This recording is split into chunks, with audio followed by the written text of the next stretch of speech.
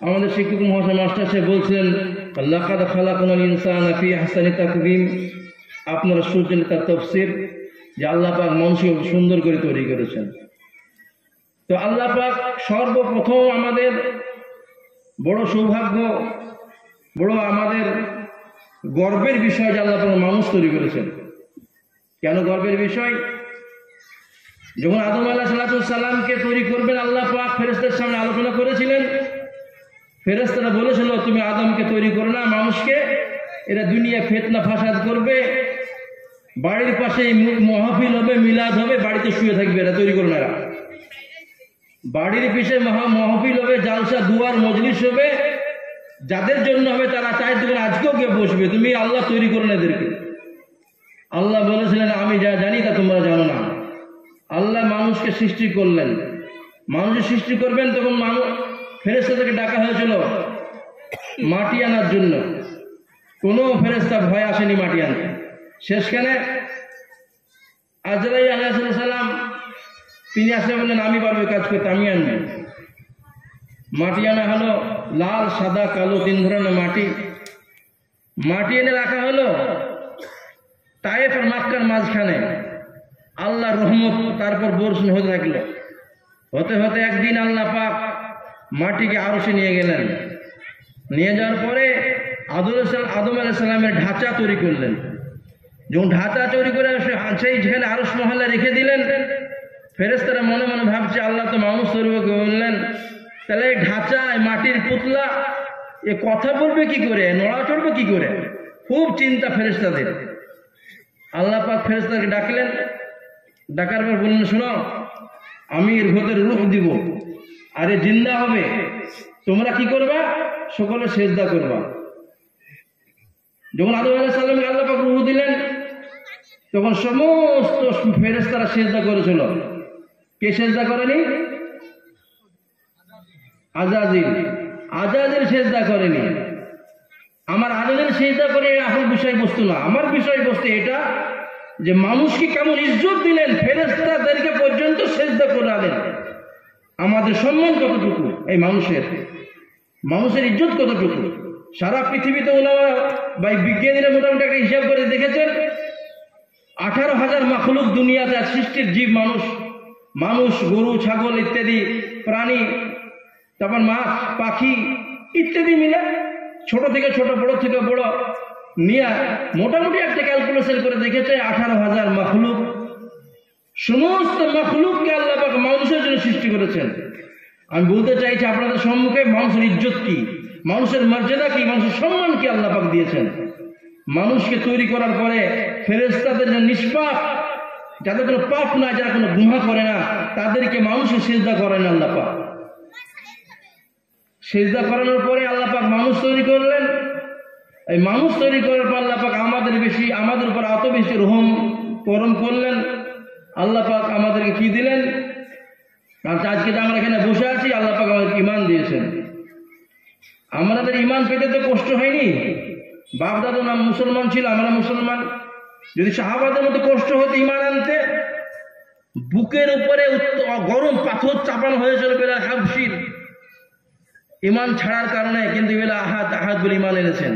তারা জানতেন ঈমানের স্বাদ কি। আমাদের ফ্রি ঈমান তো, আমাদের কাছে ঈমানের মর্যাদা নাই। দায়িত্ব নিয়ে একটা কথা বলতে চাই, একজন বেনামাজির ঈমান, একজন গুনাহগারের ঈমানের কত রকমের দামি। বলা হয়েছে হাসরের ময়দানে যে আমাদের নেকি মাপা হবে, কিসে মাপা হবে? গুনাহ হবে না মাপা হবে? মাপা হবে, মাপা হবে, দাড়ি হবে, মিজান হবে সেদিন। তো বলা হয়েছে দুনিয়া আসমান জমিন পাহাড় পর্বত খাল বিল নদী নালা গাছপালা যা কিছু আছে সব যদি একটা পাল্লায় রাখা হয় তো সে পাল্লাটা একটা ডিমের সমান জায়গা নেবে। একটা ডিম রাখে যতটুকু জায়গা লাগে অতটুকু জায়গা লাগে। আর একজনের যে নামাজ পড়ে না তার ঈমান রাখলে পুরো পাল্লা ভারী হয়ে যাবে। সেই ঈমান আল্লাহ পাক আমাদেরকে দিয়েছেন। আল্লাহ পাক এত নিয়ামত দিয়েছেন আমরা গুণে শেষ করতে পারবো। আল্লাহ কোরআনের মধ্যে বলছেন তোমরা যদি আমার নিয়ামতকে গুনতে শুরু করো শেষ করতে পারবে না, এত নিয়ামত দিয়েছেন। সবচাইতে বড় নিয়ামত হলো ঈমান। আর তার সাথে সাথে আজকে একটা দুয়ার মজলিসে আমাদেরকে এখানে আসার জন্য কবুল করেছেন, তার জন্য সকলে আমার পরে আলহামদুলিল্লাহ। আর তারপরে পরে আকে নামদার তাজদের মদিনা মামিনা দুলাল সরওয়ারে কায়নাত মুহাম্মদ আরবি সাল্লাল্লাহু আলাইহি সাল্লামের প্রতি সকলে পড়ি সাল্লাল্লাহু আলাইহি সাল্লাম। সাল্লাল্লাহু আলাইহি সাল্লামের প্রতি লাখো কোটি দরুদ ধারা বর্ষিত হোক। আজকে হচ্ছে বৃহস্পতিবার, কিন্তু আরবি ক্যালেন্ডার অনুযায়ী শুক্রবার। আরবি ক্যালেন্ডারে মাগরিব পরে পরে শুক্রবার শুরু হয়ে যায়, মাগরিবের পরে পর শুক্রবার সঙ্গে বলা হয়েছে ঈদের চাইতো এমন একটা দিন আজকে আমরা বসে আছি, বলছে ঈদের দিনের চাইতে বেশি বরকতপূর্ণ দিন হচ্ছে জুমার দিন। আর জুমার রাত্রি হাদিসের মতো এসেছে কোনো মানুষ যদি জুমার রাত্রি মারা যায় বা জুমার দিনে মারা যায় কবরে তার কোনো আযাব হবে না। কি বলছেন? কবরে আযাব হবে না, এমন একটা দিন আজকে আমরা এখানে বসে আছি। আর জিবরাইল আলাইহিস সালাম আল্লাহ নবীকে বলছেন ইয়া রাসূলুল্লাহ, আল্লাহ পাক এমন একটা শক্তি দিয়েছেন, জিবরাইলের এত শক্তিশালী আর ফেরেশতাদের আকৃতি কেমন? উলামারা বলছেন যে ফেরেশতা এমন একটা ফেরেশতার আকৃতি, সারা সমুদ্রের পানি যদি একটা ফেরেশতার গায়ে মাথায় দেওয়া হয় ওই পানি পা পর্যন্ত পৌঁছাবে না। কি আমি বোঝাতে পারিনি মনে হয়? আমার মাথায় যদি এক কাপ পানি দেয় আমার পা পর্যন্ত যাবে? তার মানে ফেরেশতাদের বডি অনুযায়ী, শরীর অনুযায়ী সারা সমুদ্রের পানি এক কাপ পানির মতো। জিবরাইল আলাইহিস সালামের যে 600 পর আছে, একটা পর যদি বিছাই সারা দুনিয়া কালো হয়ে যাবে, মানে অন্ধকার হয়ে যাবে। সে জিবরাইল বলছেন ইয়া রাসূলুল্লাহ, আমার দ্বারা সব সম্ভব। বৃষ্টি কতদিন হয়েছে, কত ড্রপ বৃষ্টি পড়েছে, কত গাছ আছে, কত পাতা আছে, কত পশু পক্ষী আছে, জীব জানোয়ার সব বলে দিতে পারবো আল্লাহ। বলছে ইয়া রাসূলুল্লাহ, কিন্তু জুমার দিনে কোনো যখন দুরূদ শরীফ পড়ে আমার নামে, এত নেকি আমি গুনে শেষ করতে পারবো না। সুবহানাল্লাহ। কি বলছেন? পড়বো ইনশাআল্লাহ আমরা দুরূদ শরীফ। কত সময় লাগবে পড়ে জানেন? ছোট দুরূদ শরীফ পড়ি, এখন ছোট থেকে শুরু করি। সাল্লাল্লাহু আলাইহি সাল্লাম 300 বার পড়বো ইনশাআল্লাহ। যত বেশি পড়বে নবী মুহাম্মদ রাসূলুল্লাহ সাল্লাল্লাহু আলাইহি সাল্লামের সেই আদর্শ সে পাবে। তো যাই হোক, আমি কোরআন একটা ছোট্ট সূরা পড়েছি আল আসর, আর একটা কোরআনের আয়াত, আর একটা আল্লাহর নবীর হাদিস। সূরার মধ্যে আল্লাহ পাক বলছেন সময়ের কসম খেয়েছেন, খাওয়ার পরে বলছেন যে সমস্ত মানুষ ক্ষতিগ্রস্তের মধ্যে, সমস্ত মানুষ, কিন্তু যারা ঈমান এনেছে আর ভালো কাজ করেছে। ঈমান তো আমরা সবাই এনেছি, ভালো কাজ কতজন করেছি? সবচাইতে ভালো কাজের মধ্যে হচ্ছে কি? আল্লাহকে সিজদা করা। জিবরাইল আলাইহিস সালাম আল্লাহকে জিজ্ঞাসা করেছিলেন, আল্লাহ আপনি কোন কাজ করলে বেশি খুশি হন, কোন ইবাদত করলে আপনি বেশি রাজি হন, খুশি হন? আল্লাহ বলেছিলেন যখন আমার বান্দা আমাকে সিজদা করে, যখন সিজদা করে। এই সিজদা এত বড় আল্লাহর কাছে প্রিয়। জিবরাইল সিজদা করেছিলেন 40 বছর ধরে, একটা সিজদা। এবং জিবরাইল সিজদা করার পরে জিবরাইলকে আল্লাহ পাক কিছু বলছেন না। তার মানে জিবরাইল অপেক্ষায় ছিলেন যে আল্লাহ পাকের কাছ থেকে কোন খবর আসবে এরকম, যে জিবরাইল তুমি তো খুব ভালো লম্বা সিজদা করেছো। আল্লাহ পাক কিছু বলছেন না। জিবরাইল বলছেন ইয়া আল্লাহ, আপনি কি আমার সিজদায় খুশি হন নাই? খুশি হননি আমি যে 40 বছর ধরে একটা সিজদা দিলাম? আল্লাহ হ্যাঁ জিবরাইল আমি হয়েছি, তো কিছু বলছেন না? আমি এই জন্য বলছি না, এমন এক মানুষ দুনিয়ায় আসবে, এমন এক উম্মত দুনিয়ায় আসবে, তার একটা ফজরের সুন্নতের সিজদা তোমার চাইতে 30,000 গুণ বেশি নেকি পাবে। সুবহানাল্লাহ। কারা তারা কারা? আমরা। ভাগ্যের পরিহাস, সত্যিকার দেখতে বোঝা যাবে আমরা আমাদের মর্যাদা আমরা বুঝতে পারিনি। যে আল্লাহর নবী মুসা আলাইহিস সালাম আল্লাহকে বলেছিলেন, আল্লাহ আমার উম্মতকে আপনি জান্নাতে খাবার দেন মান্না সালোয়া, আমার চাইতে কি উম্মত ভালো আছে? আল্লাহ পাক বলেছেন হ্যাঁ আছে মুসা, আছে। কোন উম্মত? বলছে মুসা বলো তুমি জানো তোমার সঙ্গে আমার কত দূর দূরত্ব, কত দূরে আমি আছি, কত দূরে তুমি আছো? তোমার আমার মাঝখানে 70,000 পর্দা আছে, আর এক একটা পর্দার দৈর্ঘ্য 1000 বছরের রাস্তা। তাহলে কত দূর হচ্ছে? তুমি কত দূরে মুসা আর আমি কত দূরে? এমন এক উম্মত দুনিয়ায় আসবে আমার সঙ্গে তাদের সঙ্গে কোনো পর্দা থাকবে না। এই উম্মত মুহাম্মদী, এ আমরা এই উম্মতে মুহাম্মদী এত দাম, এত বরকত, এত মর্যাদাই নবী এই উম্মতের। এই উম্মত শ্রেষ্ঠ উম্মত, সব শেষে দুনিয়ায় এসেছে। সমস্ত উম্মতের জন্য জান্নাত হারাম হয়ে যাবে যতক্ষণ পর্যন্ত এই উম্মত জান্নাতে না যাবে।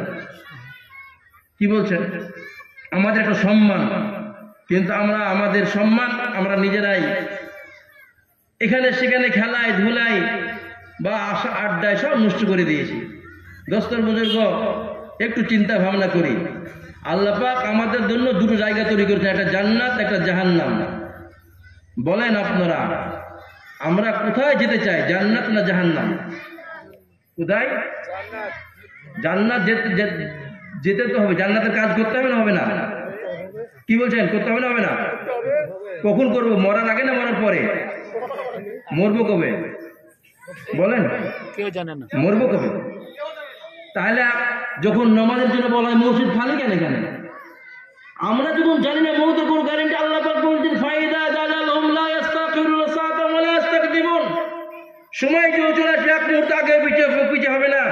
কি মনে মনে ভাবছি খুব চালাক, খুব চালাক ভাবছি নাকি? যারা নামাজ পড়ে তারা বেকুফ।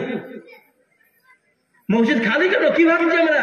কাল কিয়ামতের ময়দানে, হাসরের ময়দানে চিল্লে বলবো সেদিন আল্লাহ এই সমস্ত লোক বলেছিলাম তারা সব জানে। উত্তর কি দেবে বলেন? কি উত্তর দিবেন? অনুরোধ করছি, জোড়হাত করে বলছি, নবী আর আসবে না। নিয়ত করেন ইনশাআল্লাহ আমার কবরে আমাকে হিসাব দিতে হবে। যতদিন বেঁচে থাকি 5 ওয়াক্ত নামাজ টাইম মতো পড়বো ইনশাআল্লাহ। নিয়ত করছেন না, ভয় করছেন অনেকে, তাও জানি কেন ভয় করছেন। আজকে নাই তো আসেছি জাল শুনতে, না আসলে লোকে কি তাই যাবো নাকি মসজিদে? নিয়ত যদি না করেন আর একটা ভয়াবহ, আপনাদেরকে যুক্তি, সাধারণ যুক্তি বুঝতে পারবেন। আল্লাহ আমাদের মনের কথা জানে না জানে না? জানে। আমরা কোথায় কি করছি আল্লাহ দেখতে পাচ্ছে না পাচ্ছে না? আল্লাহ এটাও জানতে পারছে আমাদের মন ব্রেনে। এই কথার জন্য আমরা রাজি হলাম না যে আমরা কবরে জান্নাতে যাবো, জাহান্নামে বাঁচবো, তার জন্য 5 ওয়াক্ত নামাজ পড়বো। এ নিয়ত করলাম না আল্লাহ জানে না? সেটা নিয়ত করে ফেলি, আমি জানি। এরপর আমাদের ভুল হবে, নামাজ আমরা আসতে পারবো না, সুস্থ। আল্লাহ উপরে ক্ষমা চাইবো আল্লাহর কাছে, কিন্তু এখন নিয়ত করে নিন ইনশাআল্লাহ 5 ওয়াক্ত নামাজ টাইম মতো পড়বো। একটা কাজ, শুধু একটা কাজ আল্লাহর ওয়াদা কোরআনের মধ্যে আল্লাহ পাক বলেছে ইন্নাস সালাতা তানহা আনিল ফাহশাই মুনকার। নিশ্চয় নামাজ খারাপ কাজ থেকে বাধা দিবে। আমার নামাজ যখন নামাজ হয়ে যাবে আমাকে আল্লাহ পাক খারাপ কাজ থেকে বাধা দিবে। সেজন্য জান্নাত যাব। আমি দায়িত্ব নিয়ে একটা কথা বলতে চাই, জান্নাত কি বলে, জাহান্নাম কি মনে করছি আমরা? সব চাইতে কম গুনাহ করবে যে নামাজ না পড়া। কি মনে করি আমরা? কি মনে করি? জেনা করা বড় গুনাহ। আমরা কি মনে করি? সুদ খাওয়া বড় গুনাহ, মদ খাওয়া বড় গুনাহ, তাড়ি খাওয়া বড় গুনাহ, মানুষের গীবত করা বড় গুনাহ। ওর চাইতে বড় গুনাহ নামাজ না পড়া। শয়তান মদ খেয়েছিল জান্নাতে, শয়তান জেনা করেছে, শয়তান তাড়ি খেয়েছে, সুদ কত মিথ্যা কথা বলেছে, শয়তান একটা সেজদা অস্বীকার করেছে, জান্নাতে বেরিয়ে চলে গেছে। আমরা ঘুম আসে কি করে? অনেক বাপে বলে কি করবো মনি সাহেব, বেটাকে তুলছে উঠছে না। তাদেরকে জিজ্ঞাসা করি মাঝে মধ্যে, বাড়িতে আগুন লেগে গেলে কি করে তুলবেন ছেলেকে? বলেন, বাড়িতে যদি আগুন লেগে যায়, ছেলে ঘুমিয়ে থাকে, তুলবেন কি করে? যেভাবে নামাজ তুল সেভাবে তুলবেন না বাড়িয়ে তুলবেন? বাপ হিসাবে আমার মন চাইবে না? কি আশ্চর্য কথা! কি বেশ আমি একজন পিতা হিসেবে আমার মন চাইবে না যে আমার ছেলে জান্নাতে যাবে? কি কখন বুঝবো আমরা? কিভাবে বুঝতে চাই? আসমান ফাটবে জান্নাত দেখবো? চোখের সামনে দেখলাম জোয়ান মারা গেল, চোখের সামনে দেখলাম অসুস্থ মারা গেল, চোখের সামনে দেখলাম বিনা অসুস্থ লোক মারা গেল, এই বাড়ি হেঁটে অ্যাক্সিডেন্ট হয় কত লোক ডুবে মারা গেল। আমরা কি ভাবছি মনে মনে? আরে মনে মনে কি ভাবছি? বুঝে কবে আসবে আমাদের? কবে আমরা বুঝবে কথাটা? আমার মন চাইবে না বাপ হিসাবে, আমার মা হিসাবে, আমার ছেলেটা দুনিয়ায় ভালো থাকবে আর জান্নাতে যাবে, কবরে আযাব থেকে বাঁচবে? কিসের বাপ? কি বলে পরিচয় দিব আল্লাহর কাছে গিয়ে? অনুরোধ সত্তর বাপ অনুরোধ করছে, আপনার ছেলে স্কুলে পাঠাবেন, কলেজে পাঠাবেন, ইউনিভার্সিটিতে যাবে, ব্যবসা করবে, চাকরি করবে, মাঠে ঘাটবে, কিন্তু নামাজি তৈরি করেন। মৃত্যুর পরে সমস্ত লোকের খাতা বন্ধ হয়ে যাবে, কিন্তু যে মানুষ তার ছেলে দুনিয়ায় নেক রেখে যাবে, নামাজ পড়বে, তার কবরে নেকি পৌঁছাবে। আমরা সাহেব সিদ্ধান্ত নিব দুনিয়াতে আমার ছেলেকে আমি কেমন হয়ে রেখে যেতে চাই, মৃত্যুর আগে আমার ছেলেকে আমি কেমন দেখে যেতে চাই, নামাজি দেখে যেতে চাই না চার ঢোল আড্ডা মারবে নামাজি দিকে চাই? সকলের দায়িত্ব আছে, পিতা হিসেবে আমাদের সকলের দায়িত্ব, আমার ছেলেকে আমি মৃত্যুর সময় যেন নামাজি দেখে যাই, আমার পরে নেকি হবে। আমাদের বুঝেই আসছে না, বাতিল মেহনত, বাতিল কালচার, বাতিল পরিবেশ, এমন এক জায়গায় আমরা পৌঁছে গেছি, আমাদের বুঝেও আসছে না যে আমাদেরকে আল্লাহ পাক কেন সৃষ্টি করেছেন। যাই হোক, সকলের কাছে অনুরোধ, আল্লাহ বলছেন লা তাকনাতু মির রাহমাতিল্লাহ। আজকে বক্তব্য দিচ্ছি আপনাদের সম্মুখে হাত পা চিল্লিয়ে আওয়াজ করে, এর অর্থ কি এটা ভাবছেন আমি আপনাদের জান্নাতে চলে যাব? আরে আপনাদের মধ্যে কার ইবাদত কবুল হয়ে যাবে, আমার কত বছর আগে জান্নাতে চলে যাবেন? আল্লাহ পাক এই কথা বলার জন্য কাউকে অধিকার দেয়নি, এই অধিকার দেওয়া হয়নি। আমি আজকে বক্তা নামাজ পড়ে আসলাম, মাগরিবের নামাজ পড়েছি, মানে এর অর্থ না আমি আপনার থেকে ভালো। জানা না, আল্লাহ পাক ঈমান দিয়েছে, কালকে দেখা যাবে এমন ইবাদত করে ফেলবেন আমার জান্নাতে চলে যাবেন। সেদিন নিজেকে ছোট মনে না করা। মুসা আলাইহিস সালামের জামানায় মুসা আলাইহিস একজন লোককে বললেন, নামাজ পড়ে বের হয়েছে, ওকে বলছে বলো তোমার জন্য একটা দোয়া করবো, কি দোয়া করবো? সে লোকটা বলল সে বেনামাজি, সে নামাজ পড়েনি। সে বলল দোয়া করেন আমি যেন এই নামাজি লোকের সঙ্গে আমার হাসর হয়। নামাজ পড়ছি না আমি, কিন্তু আমার মন চাইছে আমার হাসর কিয়ামতের দিনে আমি নামাজি লোকের সঙ্গে উঠি। মুসা আলাইহিস সালাম ঠিক আছে তাই দোয়া করবো। ওই কথাটা একজন নামাজি লোক শুনলো, শোনার পর বলছে হলো তোমার জন্য দোয়া করবো, একটা বলো, আমি ওর সাথে জান্নাতে যাবো না। তার মানে কি আমি নামাজ পড়ি, ও নামাজ পড়ে না, ওর সাথে আমি জান্নাতে উঠবো না, করে ওর সাথে হাসরে যেন আমার সাথে না উঠেও, তার আমি নামাজি মানুষ। তা ঠিক আছে তাই দোয়া করবো। মুসা দোয়া করলেন, দুজনের দোয়া কবুল হলো। যে ভেবেছিল মনে মনে বলেছিল, যে মনে করেছিল আমি নামাজ পড়ি না কিন্তু আমার মন চাই কাল হাসরের ময়দানে আমি নামাজের সঙ্গে উঠি, আল্লাহ পাক ওর দোয়া কবুল হয়েছে, নামাজের সঙ্গে উঠবে, আর তুমি ওর সঙ্গে থাকবে না, তুমি জাহান্নামে ঢুকবা। মনে মনে কি ভাবছি, নামাজ একদিন পড়ি না অনেকে অনেক বড় ভাবছি। যারা নামাজ পড়ি মনে করি আমার কোন ক্ষমতা ছিল, আল্লাহ পাক পড়িয়ে নিয়েছেন, নিজেকে সবসময় ছোট মনে করি।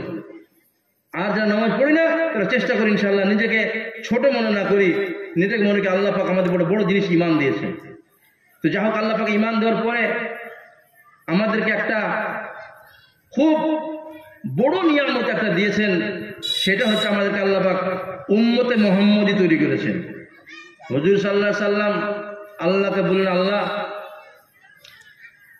আমার উম্মতের হিসাব কিতাব যেন আমি নিই, আপনি নিবেন, সকলের সামনে আমার উম্মতের দোষ গুণের কথা প্রকাশ হয়ে যাবে, আমার উম্মত লজ্জা পাবে, আমার এটা মন চাইছে না। আল্লাহ পাক বললেন হুজুর সাল্লাল্লাহু আলাইহি সাল্লামকে, আমার হাবিব, আমার দোস্ত, তোমার উম্মতের কথা আমি তো তোমাকেও জানাবো না, আমি এত গোপন হিসাব নিব, আমি সেটা কেউ জানবে না। এই উম্মতকে আল্লাহ পাক এত ভালোবাসেন, আর এমন একটা নবী পেয়েছি, নবী মুহাম্মদ রাসূলুল্লাহ সাল্লাল্লাহু আলাইহি সাল্লামের জন্য বলছেন মা আমিনা। আজকে আমরা জানি না যে নবীকে আপনার গাছে চিনতে পেরেছে, যে নবীকে পাথরে চিনতে পেরেছে, যে নবীকে উঠে চিনতে পেরেছে, যে নবীকে আপনার সাপ পর্যন্ত চিনতে পেরেছে, সেই নবীকে আমরা চিনতে পারিনি, সে নবী আমরা চিনতে পারিনি। মা আমিনা বর্ণনা করছেন, যখন প্রথম আমার পেটে মুহাম্মদ সাল্লাল্লাহু আলাইহি সাল্লাম আসলেন, মা আমিনা বলছেন দেওয়াল থেকে সালাম দিত আমাকে, পাথরে আমাকে সালাম দিত। মা আমিনা বলছেন আমি বাড়ির যখন আমার পেটে মুহাম্মদ সাল্লাল্লাহু আলাইহি সাল্লাম ছিলেন, আমি রাস্তায় বের হতে দেরি সঙ্গে সঙ্গে মাথার উপরে একটা মেঘ হয়ে যেত, ছায়া হয়ে যেত। মা আমিনা বলছেন এর যে পিচের রাস্তা, এই যে সিমেন্টের রাস্তা, নরম তুলতুলে হয়ে যেত।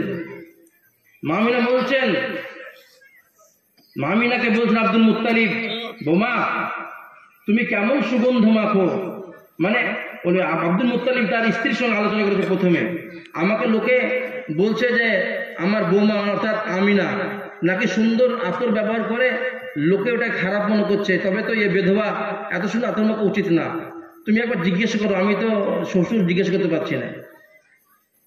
শাশুড়ি বলছে, এমন কথা বললেন, আমি যখন ওজন গোসল করে বের হতো, আমি যখন গোসল করতে যেতাম গোসলখানা থেকে সুন্দর মিশ আম্বরে সুগন্ধ বেরিয়ে আসতো। মা আমিনা বলছেন, তারপর কি হলো? দুজনে জিজ্ঞাসা করছেন শ্বশুর শাশুড়ি মা আমিনাকে, আমিনা তুমি কি অত সুন্দর আতর কোথায় থেকে আনো? লোকে বলছে তুমি তো বিধবা, তুমি এত সুন্দর আতর মাখো।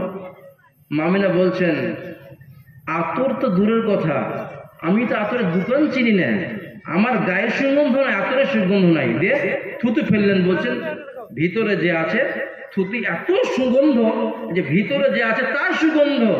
দিয়ে বলছেন, আপনাকে যদি আমি কথা বলি তাহলে আপনারা আমাকে পাগল মনে করবেন, পাগলি তাই মনে করবেন। আমি যখন কুয়ার কাছে পানি নেওয়ার জন্য বালতি আর রসা নিয়ে আসতাম, পানি উপরে চলে আসতাম, আমাকে বালতি দিয়ে রসা নামাতে হতো না। মা আমিনা বলছেন, আমাকে আরবের মহিলাদেরকে জিজ্ঞাসা করেন, আরবের নারীদেরকে জিজ্ঞাসা করেন, তারা আমাকে বলতো, আমিনা খবরদার তুমি যেও না, তুমি দাঁড়িয়ে থাকো, তুমি যতক্ষণ দাঁড়িয়ে থাকবা পানি উপরে থাকবে, আমরা তাড়াতাড়ি পানি নিয়ে নিব, তোমাকে পানি ভর্তি করে দিব, তোমার বাড়ি পর্যন্ত পৌঁছে দিব। কেমন নবী ছিলেন? দুনিয়া আসেন না, এখন পেটেই আছেন। মা আমিনা বলছেন, উম্মে ঈমান আর আব্দুর রহমান আউফের মা সাফিয়া, উনি বলছেন উনি খিদমত করতেন আমিনা। বাচ্চা যখন ভূমিষ্ঠ হয় তখন বাচ্চার সঙ্গে দুর্গন্ধ একটা আসে রক্তের। মুহাম্মদ সাল্লাল্লাহু আলাইহি ওয়াসাল্লাম দুইজন এসেছিলেন, কোনো দুর্গন্ধ ছিল না। বাচ্চা যখন ভূমিষ্ঠ হয়, বাচ্চার নারীর সঙ্গে মায়ের নারী একটা যোগাযোগ থাকে, কি কেউ থাকে না? মুহাম্মদ সাল্লাল্লাহু আলাইহি ওয়াসাল্লামের কোনো যোগাযোগ ছিল না। বাচ্চা ভূমিষ্ঠ হয়, গায়ে লালা থাকে। নবী মুহাম্মদ রাসূলুল্লাহ দুনিয়ায় যখন এসেছিলেন, কেউ যেন গোসল করে দিয়েছে, পরিষ্কার হয়ে দুনিয়া এসেছিলেন। বাচ্চা যখন ভূমিষ্ঠ হয়, খাতনা হয় না, আমরা খাতনা দিই, মুসলমানই দিই। নবী মুহাম্মদ রাসূলুল্লাহ সাল্লাল্লাহু আলাইহি ওয়াসাল্লাম খাতনা হওয়া দুনিয়া এসেছিলেন। এখনো সবে 20 মিনিট বাচ্চার বয়স। মা আমিনা কোলে নিয়েছেন বাচ্চাকে, আর বাচ্চা সেজদা খালাতে পড়ে গেছেন 15 থেকে 20 মিনিট। সেজদা থেকে গা মারিতে ওঠার পরে শাহাদ অঙ্গুল উপরে করেছেন, আর সমস্ত ঘর নূরে ভর্তি হয়ে গেছে। আর সঙ্গে সঙ্গে আসমান থেকে ছাদ ফেটে গেছে, আর ছাদ থেকে আসছে একটা মেঘের মতো কালো জিনিস, বাচ্চাকে দেখা যাচ্ছে না। আওয়াজ হচ্ছে, এই বাচ্চাকে পশ্চিম থেকে পূর্ব, উত্তর থেকে দক্ষিণ, সারা পৃথিবীকে ঘুরিয়ে নিয়ে এসো, সারা পৃথিবী সম্বন্ধে জ্ঞান এই বাচ্চার ভিতরে দিয়ে দাও। বলছেন 1,24,000 সওয়া লাখ নবীর ভিতরে যে গুণ ছিল, সব গুণ এই বাচ্চার ভিতরে দিয়ে দাও। নবী মুহাম্মদ রাসূলুল্লাহ সাল্লাল্লাহু আলাইহি ওয়াসাল্লাম আলী বর্ণনা করছেন, যখন বাচ্চা ছেলে নিয়ে যেতাম, বলছে পাহাড়ের পাশ দিয়ে, পাহাড় থেকে আওয়াজ আসতো, আসসালামু আলাইকুম ইয়া রাসূলুল্লাহ। বলছেন মুহাম্মদ সাল্লাল্লাহু আলাইহি ওয়াসাল্লাম নিয়ে যেতাম, গাছের পাশ দিয়ে, গাছ থেকে আওয়াজ হতো, আসসালামু আলাইকুম ইয়া হাবিবাল্লাহ। আবু বকর সিদ্দিকের বর্ণনা করছেন, রাসূলুল্লাহ সাল্লাল্লাহু আলাইহি ওয়াসাল্লাম আবু বকর সিদ্দিকের মাথা দিয়ে পায়ে মাথা ঘুমাচ্ছেন, আর একটা গাছ মাটি ফাটতে ফাটতে আসলো, আসার পরে কিছুক্ষণ নবী সাল্লাল্লাহু আলাইহি ওয়াসাল্লামের মাথার উপর খাড়া থাকার আবার চলে গেল। আবু বকর সিদ্দিক বর্ণনা করলেন রাসূলুল্লাহ সাল্লাল্লাহু আলাইহি ওয়াসাল্লামের সামনে, রাসূলুল্লাহ সাল্লাল্লাহু আলাইহি ওয়াসাল্লাম বললেন, এই গাছ আমার সঙ্গে দিদার করার জন্য, আমার সঙ্গে সাক্ষাৎ করার জন্য আল্লাহ অনুমতি চেয়েছিল, আল্লাহ পাক তাকে অনুমতি দিয়েছিলেন। এই সেই গাছ, গাছ মানুষকে চিনতে পেরেছে। হুজুর পাক সাল্লাল্লাহু আলাইহি ওয়াসাল্লাম যখন কুরবানির জন্য উট কিনেছিলেন, উট নিয়ে এসেছিলেন, 5 টাকার গরু উট কুরবানি করে, উটেরা নিজের মধ্যে মারামারি লাগিয়ে দিয়েছে, আমি আগে যাব, আমার আগে যেন কুরবানি হয়। উটে চিনতে পেরেছে। ভাগ্য আমাদের, দুর্ভাগ্য, আমরা নবীকে চিনতে পারিনি। নবী সাহেব জানতেন, বর্ণনা করেছেন, এই দিনের জন্য, দিন পৌঁছানোর জন্য সওয়া লাখ যে সাহাবা নবী এসেছিলেন, সমস্ত নবী মার খেয়েছেন। সমস্ত নবীর মারকে এক জায়গায় জমা করা হয়, আমার মার বেশি হয়ে যাবে, আমি কষ্ট বেশি পেয়েছি। তায়েফের বুকে যে আমাকে মারা হয়েছিল, সেদিন যদি তায়েফের মিনার পাহাড়ের কথা বলে সুখ থাকতো, পাহাড় পর্যন্ত কেড়ে ফেলতো। নবীর ব্যথায় পাহাড় কাঁদতে শুরু করে দিত, এত মার খেয়েছিলেন।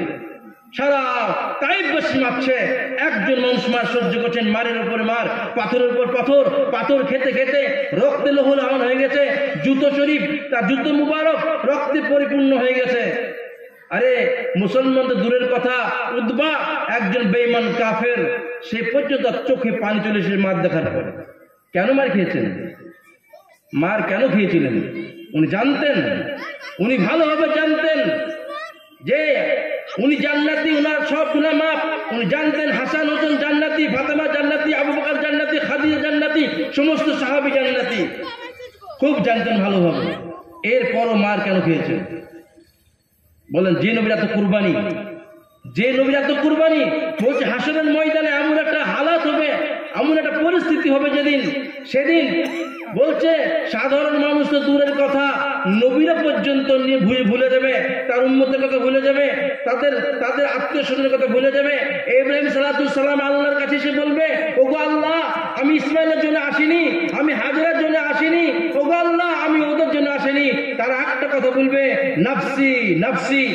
ইব্রাহিম সালাতুস সালাম বলবে নাফসি, তারপর আপনার দাউদ আলাইহিস সালাম বলবে নাফসি, ইসমাইল আলাইহিস সালাম বলবে নাফসি, মুসা আলাইহিস সালাম বলবে নাফসি, ঈসা আলাইহিস সালাম নাফসি নাফসি, সকলে বলবে আল্লাহ আমাকে বাঁচান, আমাকে বাঁচান, আমাকে বাঁচান।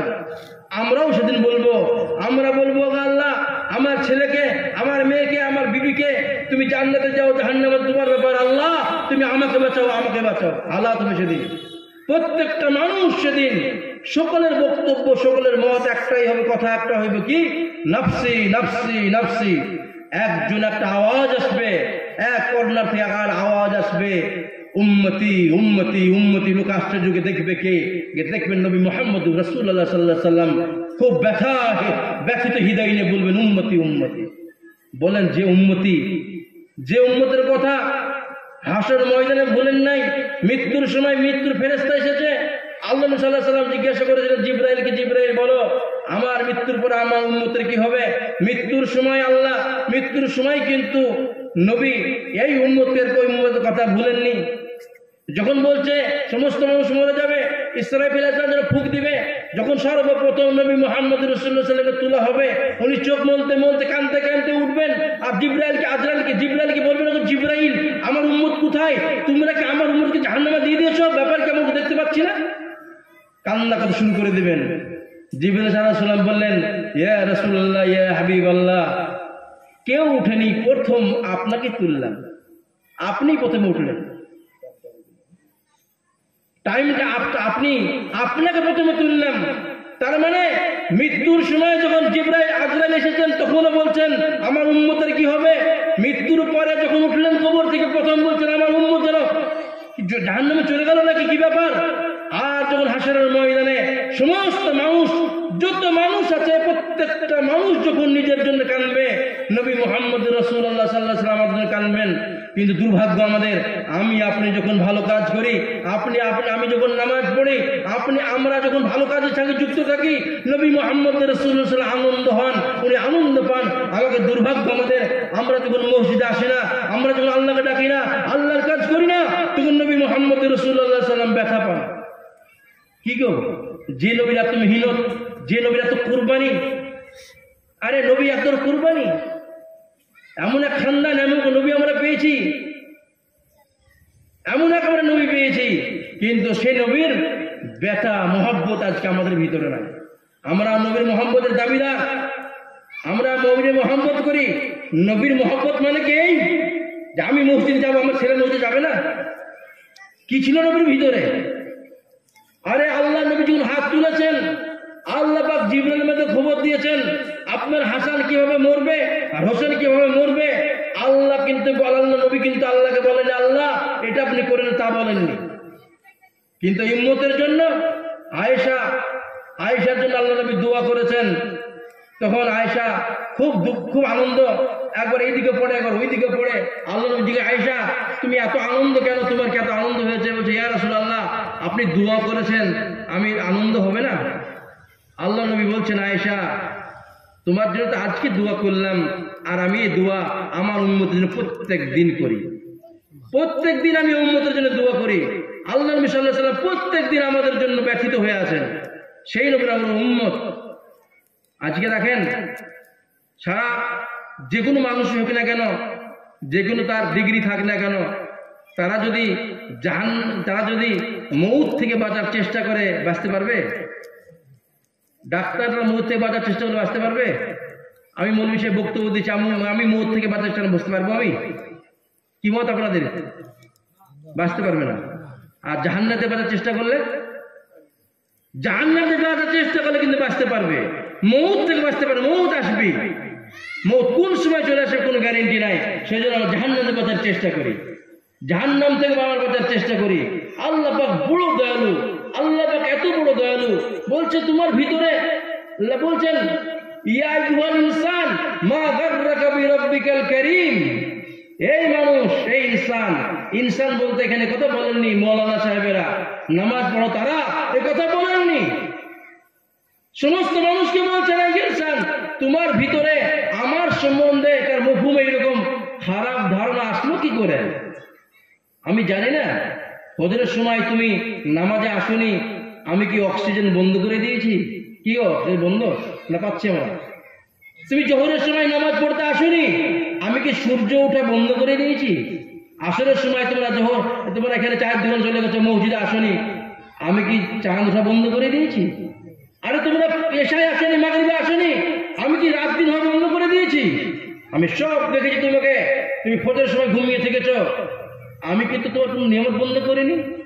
তোমাকে হাত দিয়েছিলাম ভালো কাজ করার জন্য, সে হাত দিয়ে খারাপ কাজ করেছো, আমি হাত ভেঙে দিয়েছি। তোমাকে চোখ দিয়েছিলাম ভালো জিনিস দেখার জন্য, চোখ দিয়ে তুমি খারাপ জিনিস দেখেছো, আমি চোখ কি কানা করে দিয়েছি? আরে তোমাকে আমি পেট দিয়েছিলাম হালাল রুজি খাওয়ার জন্য, তুমি হারাম রুজি খেয়েছো, আমি কি পেট ফুটো করে দিয়েছি? কেন তোমার ভিতরে কথা আসলো? আরে আমি আল্লাহ, ফেরেশতারা মানা করার পর তোমাকে তৈরি করি জান্নাত দেওয়ার জন্য। কোন মানুষ যদি নিয়ত করে আমি নামাজ পড়বো বা নামাজ পড়ে তার নেকিকে 10 থেকে 700 গুণ বাড়িয়ে দেন, আর কোন মানুষ যদি খারাপ কাজ করে নিয়ত করে গুনাহ বাড়ান না। এই হচ্ছে আল্লাহ পাক। আল্লাহ পাক এত দেয়। আল্লাহ বলছেন কাউকে যদি 100 বছর হায়াত দেয়, 100 বছর গুনাহ করে, 100 বছর আল্লাহকে না ডাকে, 100 বছর আল্লাহ বেরাস্তায় চলে যায়, খারাপ রাস্তায় চলে, 100 বছর পরে যখন বাড়ি থেকে বের হয় বিদে বলে আল্লাহ আজকে আমি তওবা করব, আল্লাহ পাক বলছেন গাফারতু লাক, আমি মাফ করে দিয়েছি। আল্লাহ কথা জিজ্ঞেস করবেন না এত গুনাহ কেন করেছো আর এত দিন পরে কেন সব মাফ। এত আল্লাহ পাক দয়ালু। সেই জন্য দোস্তের বুজুর্গ, আল্লাহ খুব দয়ালু। আল্লাহ পারে না? আল্লাহ বলছেন কোন মানুষ যখন নিয়ত করবে ভালো কাজের, সমস্ত গুনাহকে নেকিতে পাল্টে দেবেন। উমর ফারুক জামানায়, উমর ফারুকের জামানায় 3-4 জন লোক আসছে, উমর রাস্তায় বসে আছে, একজন মদ খাচ্ছে, মদ। উমর দেখে নিয়েছে, আর উমর একটা রূপ ছিল, একটা ক্ষমতা ছিল, যে রাস্তায় উমর চলতেন শয়তান চলতো না। তো ওই লোক কিন্তু ভয় হয়ে গেছে, এই তো উমর তো দেখে নিয়েছে, আজকে তো নিস্তার নাই। সে মনে মনে বলছে আল্লাহ আজকে তো আমি বাঁচবো না, কারণ উমর দেখে নিয়েছে আমাকে, তুমি আজকের দিনটা বাঁচিয়ে না, আমি কোনো মদ খাবো না, আজকে তোবা করছে। আল্লাহ মনে মনে তোবা করেছে। উমর তো চলে আসছে রাস্তায়, আবার দেখা, তাকে জিজ্ঞেস করছে তোমার বগলে কি? বোতল আছে। বোতলে কি আছে? সিরকা। সিরকা মানে ভিনিগার, আপেলের রস একটা, মানে বা অন্য কিছুর রস হয়, ভিনিগার টাইপের জিনিস, এটা হালাল। তো দাও, যখন ওই মদের বোতলটা নিলেন, উমর শুনে দেখলেন মদের গন্ধ নাই, ভিনিগারের গন্ধ। বলেন তোবা করার জন্য আল্লাহ পাক কি করেছেন? মদকে সিরকায় পাল্টে দিয়েছে। আমরা দেব না জান্নাত যাবো, জান্নাতের কাজ কেউ পাল্টাবে না? বলেন আজকে আমাদের গ্রামে কোনো অন্যায় করলে বিচার হয়, ডাকা হয়, মজলিসের জরিমানা হয়, মার হয়। আমরাও আল্লাহর অন্যায় করি। আল্লাহ কি বলেন? আমিও আল্লাহ আমাদেরকে ডাকেন, ডেকে বলেন আমি তোমাকে বিচার করার জন্য ডাকছি না, এসো আমি মাফ করে দেবো তোমাকে, মাফ করার জন্য ডাকছি। আল্লাহ মাফ করার জন্য ডাকেন। সর্বমুহূর্তে আল্লাহ পাক যত বড় গুনাহগার হোক না কেন, যদি কারো গুনাহ বলছে সারা পৃথিবী যদি মানুষ, জিন, ইনসান, ফেরেশতা যা কিছু আছে সকলে একসঙ্গে যদি কয়েক গুনাহ করে, তাদের গুনাহ আসমান পর্যন্ত পৌঁছাবে না। কিন্তু কিছু করে গুনাহ পৌঁছেও যায়, গুনাহ যদি পৌঁছেও যায়, একবার তুই তোবা করে, অন্তর থেকে তোবা করে, আল্লাহ পাক সমস্ত গুনাহ মাফ করে দেবেন। সেই দোস্ত বুজুর্গ, আমরা জানি আমরা গুনাহগার, আমরা একটা সিদ্ধান্ত নিই, আমরা কলিপন করবেন, মনকে জিজ্ঞেস করি, ব্রেনকে জিজ্ঞাসা করি যে কত মানুষ, অনেক লোক এখানে তার বাপ নাই, অনেক মানুষ এখানে তার মা নাই, অনেক মানুষ এখানে তার বাপ মা নাই, অনেক মানুষ এখানে তার ছেলে নাই, মেয়ে নাই, কবরের মধ্যে শুয়ে আছে। আমার আপনার কি ধারণা? একটা কথা বলি, প্রায় কাজ শেষ। একটা মানুষ যেমন এই বটতলায় খুব কান্না করছে, এক বুজুর্গ আল্লাহ ফকির, তাকে লোকে জিজ্ঞেস করলো তুমি কাঁদছো কেন? সে বলল আমি কাঁদছি এই জন্য, আল্লাহকে বললাম আল্লাহ তোমার বান্দা বান্দি অর্থাৎ আমরা এরা তো অনেক গুনাহ করেছে, জান্নাত যেতে পারবে না, তুমি এদেরকে ক্ষমা করে দাও যেন জান্নাতে যায়। আল্লাহ পাক বললেন আমাকে যে ঠিক আছে, কিন্তু একটা শর্ত, তুমি এদেরকে বলো এরা তওবা করতে, আমি জান্নাত দিয়ে দেব। বলেন আমরা তওবা করছি? আমরা মসজিদে আসছি? আমি আজকে কথা বললাম নামাজের জন্য আপনাদেরকে, কবরের হাসরের কথা, মরতে হবে তার কথা, কজন যাবেন মসজিদে আসছি? আর বলেন কজন? মিলাদ হয় দেখি, কিসের মিলাদ? যে বাড়িতে মিলাদ হয় সেই নামাজ পড়ে না। 1 লাখ মিলাদ দেন, 1 কোটি মিলাদ দেন, নিজে নামাজ পড়লে জান্নাত পাবেন না, গ্যারেন্টি বলছে। যদি 1 লাখ 1 কোটি প্রত্যেক দিন মিলাদ দেন, নিজে নামাজ না পড়লে জান্নাত পাবেন না। এক ওয়াক্ত নামাজ কাজা করলে 2 কোটি 88 বছর জাহান্নামে যেতে হবে। ভাবছি কি মনে মনে? খুব চালাক ভাবছি মনেকে। আরে কবরে কেউ যাবে না, আপনার যে জামা কাপড় এটা বাড়ির লোক পরে না, অন্য লোককে দিয়ে দেয়, এমন যাই বা হবে। সেই জন্য অনুরোধ সকলকে, নিজে ভাবেন যে আমার মৃত্যুর পর আমার কি হবে, আমি কোথায় যেতে চাই, আমরা যাবো কোথায়? আমরা সব শুনেছি, কিন্তু আফসোস হবে মৃত্যুর পর। আজকে আমরা কথা বলছি, বুঝে আসছে না জান্নাতের কথা, কবরে কথা বুঝে আসছে না। যেমন বাচ্চা মার পেটে থাকলে দুনিয়া ছাগল গরুর কথা বললে বুঝে আসে না, যখন দুনিয়া আসে ছাগল গরু দেখতে পায় তখন ঠিক তো ওই রকম আমাদেরকে বুঝে আসছে না। যখন চোখে ঢাকা পড়বে, এমন জায়গায় চলে যাবো, একজন সঙ্গে তখন একাই পড়ে থাকে, তখন বুঝে আসে। আফসোস হবে, কানতে কানতে চোখের পানি শেষ হয়ে যাবে, চোখ দিয়ে রক্ত বেরোতে রক্ত শেষ হয়ে যাবে, কিন্তু হাত পা কামড়াবে, আফসোস করবে যে জালসা শুনেছি, মিলাদ শুনেছি, বক্তব্য শুনেছি, কিন্তু আমল করিনি, কোনো কাজে আসবে না। অনুরোধ করছি চিন্তা করে আমার কথাটা একটু ভাবেন। খুব সাদা সিধা হাদিস কোন জটিলতার মধ্যে আমি নাই, সাদা সিধা কথা। আমি মরার পরে কোথায় যাব? কোরআনকে মানি, কোরআন না মানে ইমান থাকবে না। কোরআন বলছে কথা যে কেউ কাউকে কোনো সহযোগিতা করতে পারবে না, আর কোরআন না মানে ইমান থাকবে না। কোরআন মানতে, কোরআন বলছে কথা, আমি বলছি না, কোরআনের কথা বলছে। কত জায়গায় আল্লাহ পাক নামাজের কথা ঘোষণা করেছেন। সেজন্য সকলে একটা অনুরোধ করছি সকলকে, নামাজি হয়ে যায়। আর একটা অনুরোধ করছি প্রত্যেক জায়গায় বলে, আজকে আবার যেটা বলছিলেন একটু আগে, এদের ছেলেদেরকে বাপ হিসাবে, মা হিসাবে দায়িত্ব কর্তব্য আমার আছে। আমার ছেলেকে কমপক্ষে নামাজ শিখিয়ে দিই, কমপক্ষে এটা মনে করি মৃত্যুর সময় আমার ছেলেকে নামাজে দেখে যায়, মৃত্যুর সময় এটা মনে করি মৃত্যুর পরে আমার ছেলে নামাজ পড়বে, আমার পরে নেকি পৌঁছাবে। এমন ছেলে যদি করে না যায়, আমার মরার পরে আমার ছেলে মদ তাড়ি গেঁজা খাবে, কাসুর দোকান থাকবে। এখন থেকে চেষ্টা করি। আর একটা কথা আমি মহিলাদেরকে বলবো, যারা মহিলারা আমার কথা শুনছেন আর গল্প করছেন, মহিলাদের 4টা কাজ করবেন। আরে কি মহিলা ভাবছেন? সর্বপ্রথম মুসলমান কে হয়েছিলেন? মহিলা খাদিজা রাদিয়াল্লাহু আনহা। কি ভাবছি মহিলার অবদান নাই? সর্বপ্রথম শহীদ হয়েছিলেন মহিলা সুমাইয়া। এই মহিলারা আজকে এই মহিলাদের পেটে জন্মগ্রহণ করেছেন খাজা মঈনুদ্দিন চিশতি রহমতুল্লাহ আলাই। এই মহিলাদের পেট থেকে জন্ম করেছেন বড় খাজা আব্দুল জিলানী রহমতুল্লাহ আলাই। এই মহিলাদের পেটে জন্ম করেছেন ওয়েস কুরুনি রহমতুল্লাহ আলাই। এই মহিলাদের পেটে জন্ম করে বাইজিদ বুস্তামি রহমতুল্লাহ আলাই। আমার মায়েরা, আমার বোনেরা যখন পর্দায় ছিল, আমার বোনেরা যে আল্লাহকে মেনেছে, আমার বোনেরা মায়েরা যখন কোরআন শুনেছে, নামাজ পড়েছে, মায়ের গর্ভে জন্মগ্রহণ করেছে আল্লাহওয়ালা নামাজি নেককার, আমার মায়েরা যখন টিভি দেখতে শুরু করে দিয়েছে, আর আমার মা সিরিয়াল দেখতে শুরু করেছে, মায়েরা যখন আজকে ফোনে খারাপ খারাপ জিনিস শিখতে করেছে, মার পেটে জন্ম করছেন বেয়াদব বেনামাজি তারিখন মত। কি উত্তর দিবেন? অনুরোধ করছি মেয়েদের 4টা কাজ করে চলে যাবে।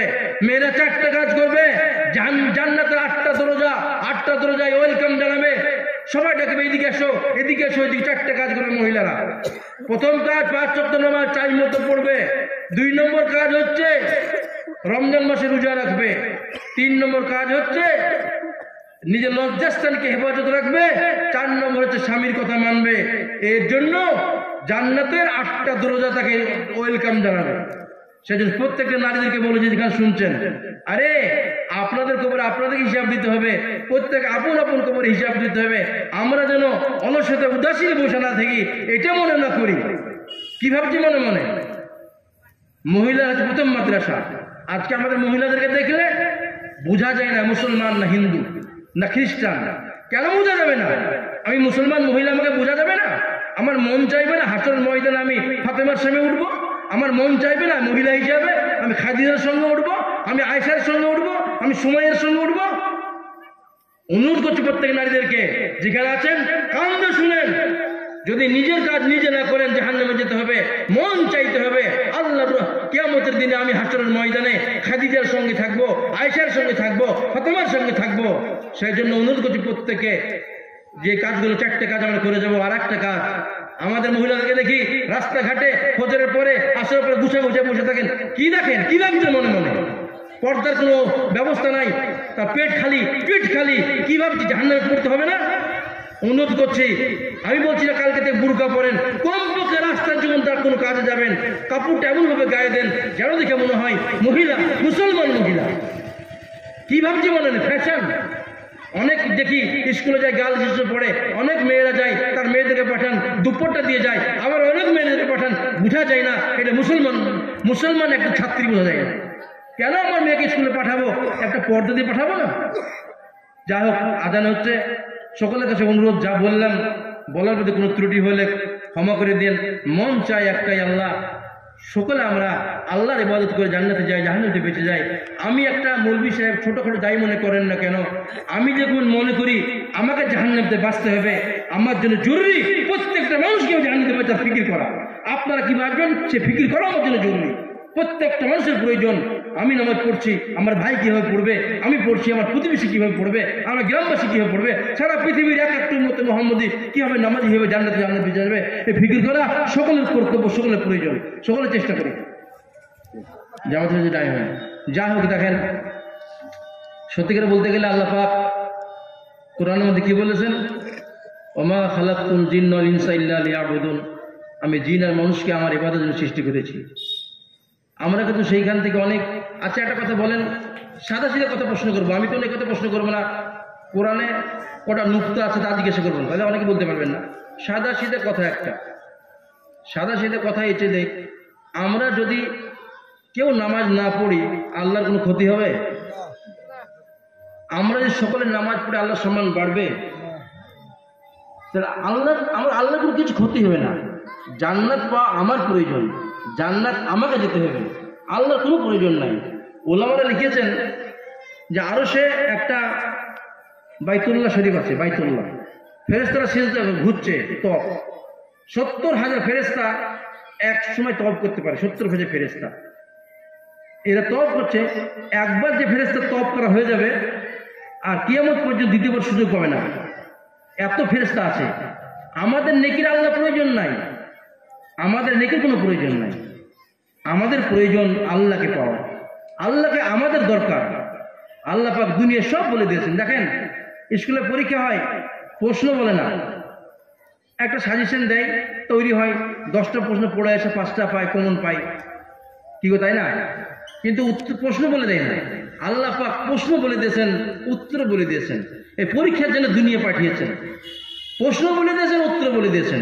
এখন আমাকে আপনাকে সিদ্ধান্ত নিতে হবে, আমি উত্তর দিব না দিব না। দুনিয়া হচ্ছে দারুল আমাল, আমল করার জায়গা দুনিয়া। যখনই চোখটা বন্ধ হয়ে যাবে আর আমার খাতা কিন্তু বন্ধ হয়ে যাবে, আমার খাতা আর খুলবে না। যা আমি একটা সূরা পড়েছি, আল্লাহ পাক কোরআনের মধ্যে ওয়াল আসরি, যে কসম, সময়ের কসম খেয়েছেন। বলা হয়েছে সময় কথা বুঝাতে গিয়ে বলছে এক বরফওয়ালার কাছে গিয়ে, আমি ইমাম রাজি রহমতুল্লাহ আলাইহি বলছেন, আমি এক বরফওয়ালার কাছে যাওয়ার পরে সময়ের মূল্যটা বুঝতে পেরেছি। যে বরফ বিক্রি করে কি হবে, সময় যেতে যাবে বরফ গলে যাবে তো নাকি? ওই রকমই একদিন, মানে কি আজকে যে দিন আপনার, এই দিনটা জীবন আর পাবো না আমরা। হ্যাঁ পাবো, আজকে বৃহস্পতিবার পাওয়া যাবে, কিন্তু ডেট, সাল পাল্টে যাবে। একটা সময় চলে যাচ্ছে আমার দিন থেকে, মানে আমার আখিরাত আমার সামনে চলে আসছে, আমার মৃত্যুর সময় আমার চলে আসছে। আমরা কেউ বলতে পারবো কখনো আমরা মারা যাবো। তো যাই হোক, বলছেন এটা কিভাবে বোঝা যাবে? আপনার একটা মানুষ একটা কবরস্থানের পাশ দিয়ে যাচ্ছে, যেতে যেতে দেখছে একটা লোক কবরের মধ্যে নামাজ পড়ছে। তো এর একটু কৌতূহল হলো যে লোকটা কবরের মধ্যে নামাজ পড়ছে কেন। তো কাউকে জিজ্ঞেস করলো, সেরকম লোক নাই। তো ওটা অপেক্ষা করলো, নামাজ হয়ে গেল, ওকে জিজ্ঞেস করছে, এই তুমি কবরের মধ্যে ঢুকলে কি করে? সে বলছে যেভাবে লোক ঢুকে। কিভাবে লোক ঢুকে? মৌতের পরে ঢুকে। তো তুমি কি মৌতের পরে ঢুকেছো? হ্যাঁ, আমি মৌতের পরে ঢুকেছি। তো তুমি নামাজ পড়ছো? তা আল্লাহ বলেছে, আল্লাহ আমি নামাজকে ভালোবাসি, তুমি কিছু দাও না সুযোগ, তুমি নামাজ পড়তে আমাকে টাইম দেবে, তাই নামাজ পড়ছি। তো কত বছর নামাজ পড়ছো? বলছে 4000 বছর। তখন বলছে 4000 বছর। তখন সে যে জিজ্ঞেস করছে, সে বলছে সুবহানাল্লাহ, তুমি 4000 পড়ছো। তো কবরবাসী বলছে ওকে, তুমি যে একবার সুবহানাল্লাহ বললা, এর নেকিটা আমাকে দিয়ে দাও, আর 4000 বছরের নামাজ তুমি নিয়ে নাও। তার মানে কি, এই অবস্থায় আমরা যারা এখন আছি দুনিয়ায় বেঁচে, আমাদের একবার সুবহানাল্লাহ বলা মৃত্যুর পরে 4000 বছর নামাজ পড়া চাইতে উত্তম। সুবহানাল্লাহ। উদাহরণ কিভাবে বুঝে আসবে, একটা উদাহরণ দিলে বুঝে আসবে। একটা ছেলে পরীক্ষা হয়, আমাদের স্কুলে পরীক্ষা হয়, পরীক্ষা দিতে গেলে সময় কতটুকু, 3 ঘন্টা সময় থাকে। আর কোন ছাত্র যদি কি করে, প্রশ্ন আর খাতা মাতা সব নিয়ে বাড়ি চলে আসে, যে সারাদিন লেখার পরে এসব সময় গিয়ে জমা দেয়, খাতা নিবে? কি বলছেন, খাতা নিবে জমা? কেন নিবে না? তুমি বাড়ালে কেন এখান থেকে নিবে না? তো তা কেন নিবে না? পরীক্ষার হল থেকে বেরিয়ে গেছে, ও তার কোন লিখাতে কাজ হবে না। তা আমরা যখন পরীক্ষার হল থেকে বেরিয়ে যাবো, পরীক্ষার হল মানে এখন যেমন আছে দুনিয়াতে, এটা হচ্ছে পরীক্ষার হল। এইখানে যা করবো তাই গ্রহণযোগ্য হবে। আর এখান থেকে যখন বেরিয়ে চলে যাব, যখন মৃত্যুর দিকে চলে যাবো, কবর চলে যাব, আর কোনো আমল আমাদের কোনো কাজ আসবে না। তো যাই হোক, মৃত্যুর আগে আগে, যেটা এর আগে শুনেছিলাম, আমরা আবার যেন আমার কবর, আমার লাশ, আমার বডি কবরস্থানে যাওয়ার আগে যেন তওবা করে ফেলি, আমরা আল্লাহর প্রিয় বান্দা হয়ে যায়। আল্লাহ সবসময় অপেক্ষায় আছেন। এই আপনার শয়তান, এই শয়তান আল্লাহকে বলেছিল, শয়তান আল্লাহ তুমি মানুষ, তুমি জান্নাত কেন তৈরি করেছো? তুমি জান্নাত কেন তৈরি করেছো? আমি তো সবাইকে জাহান্নামে নিয়ে যাব। আল্লাহ পাক বললেন, তোর বক্তব্য শেষ? হ্যাঁ, বক্তব্য শেষ। আর আমি আমার উম্মত, আমার বান্দাকে আমি জান্নাতে দিব। আমার বান্দা ভুল করবে, আমি মাফ করবো, মাফ করতেই থাকবো, মাফ করতেই থাকবো। হুজুর সাল্লাল্লাহু আলাইহি ওয়াসাল্লাম সাহাবারা জিজ্ঞাসা করেছিলেন, আল্লাহ ইয়া রাসূলুল্লাহ, আমরা যে ভুল করি, করার আবার করি, অনেকে আমরা বসে সকলে মন চাইছে কিন্তু এখন যে আমরা ভালো হয়ে যাই, কিন্তু পরিবেশ অনেক সময় হয়তো সুস্থ হয়ে যায়, কিন্তু ভালো কথা শুনলে সকলের মন চায় জান্নাত দেওয়ার জন্য। যাই হোক, তো মন ভালোবাসা যে চাওয়া, যে আল্লাহর কাছে আমাদের যেতে হবে, আল্লাহর কাছে আমাদের হিসাব দিতে হবে, সে আমরা তৈরি হই। আল্লাহ পাক বড় গফুর রহিম। একটা কথা বললে আমরা বুঝতে পারবো, এই যে আপনার সমুদ্র, আমরা যখন রূহ অবস্থায় ছিলাম, রূহ আল্লাহ পাক আমাদের সকলকে জিজ্ঞাসা করেছিলেন, আলাস্তু বিরাব্বিকুম, আমরা কি তোমাদের রব নই? আমরা সকলে যারা নামাজ পড়ে, যারা নামাজ পড়ে না, সকলে এক বাক্যে বলেছিলাম, বালা, নিশ্চয়ই তুমি আল্লাহ আমাদের রব। দুনিয়া আসার পরে বিভিন্ন পরিবেশে থাকার কারণে আমরা আল্লাহকে ভুলে গেছি।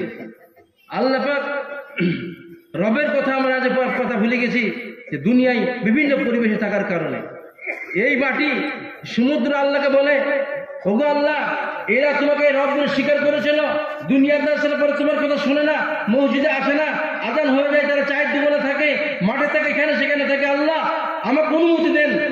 সমুদ্র বলে, অনুমতি দেন, আমি এমন ভাবে আসবো, সমস্ত দুনিয়াকে আমি একদম সয়লাভ করে দেবো, পানিতে এমন ভাবে পানি আসবে, সমস্ত জিনিসকে ভাসিয়ে দেবো, সব আমি শেষ করে দেব।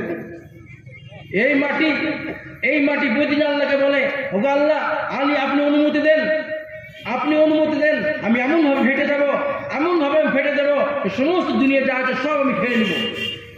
আল্লাহ পাক জিজ্ঞাসা করেন মাটিকে, এই মাটি, তুই তৈরি করেছিস না আমি তৈরি করেছি?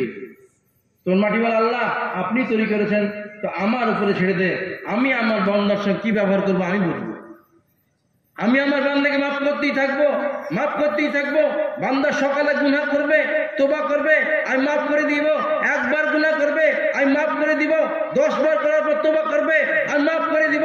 100 বার করবে, 50 লাখ বার করবে, 1 কোটি বার গুনাহ করবে, আর তারা মাফ চাইবে, আমি মাফ করতেই থাকবো। এই হচ্ছে আল্লাহ পাক। এরকম আল্লাহ পাক, আল্লাহ মাফ করতে থাকবেন দুটো সময়ের আগে। এক হচ্ছে যখন মৃত্যুর ঘড়ঘড়া না উঠে যাবে, ঘড়ঘড়া মানে শেষ অবস্থা। আর এক হচ্ছে সূর্য পশ্চিম দিকে যখন উঠবে, তখন জেনে নিতে হবে আর দোয়া কবুল হবে না। তার আগে পর্যন্ত আমাদের তোবা কিন্তু কবুল হবে।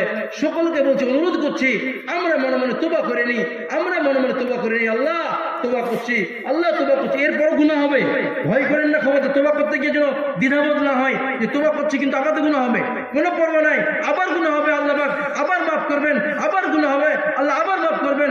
আল্লাহ মাফ করতেই থাকবেন, জান্নাত দিবেন, জাহান্নাম থেকে বাঁচাবেন। আল্লাহ পাক মানুষ এত গুনাহ করার পরও আল্লাহ পাক বান্দাদেরকে ডাকেন,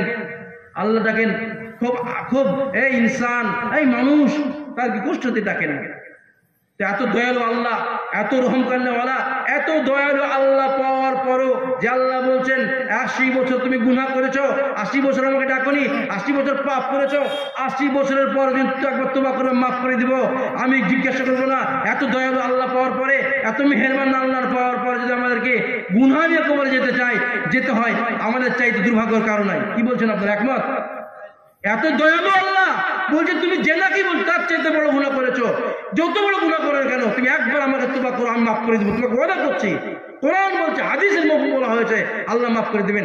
এরপরও যদি আমরা তওবা গুনাহ নিয়ে কবরে যাই, আমাদের চাইতে বড় দুর্ভাগ্যের কারণ নাই। ইনশাআল্লাহ নিয়ত করি গুনাহ নিয়ে কবরে যাব না, গুনাহ নিয়ে কবরে যাব না। যদি নিয়ত না করি, বড় খাতারনাক একটা আপনাদের জন্য ভয়াবহ দিন আসবে। হাসরের ময়দানে জিজ্ঞাসা করা হবে তুমি কেন নিয়ত করনি, উত্তর কি দিবেন বলেন? সকলে ব্রেনের কথা জানে। আমি আজকে বক্তব্য দিচ্ছি আমাদের সামনে, কেন দিচ্ছি, আমার উদ্দেশ্য কি আল্লাহ পাক জানে। আমার উদ্দেশ্য যদি হয় আমার প্রভাব বিস্তার করার জন্য, কাল কিয়ামতের ময়দানে সর্বপ্রথম জাহান্নামে কে যাবে? এর জাহান্নামে আগে কে যাবে? জাহান্নামে কাফের মুশরিক বেঈমানরা যাবে না আগে?